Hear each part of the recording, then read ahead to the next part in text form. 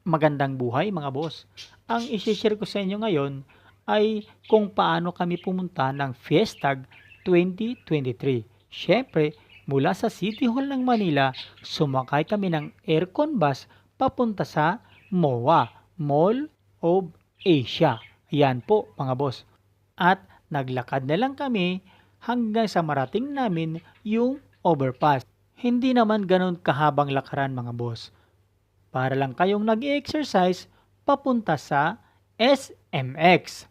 Ayan, ayan na po yung signboard papunta sa SMX. At syempre, makikita din natin sa labas yung tarpaulin ng Fiestag 2023.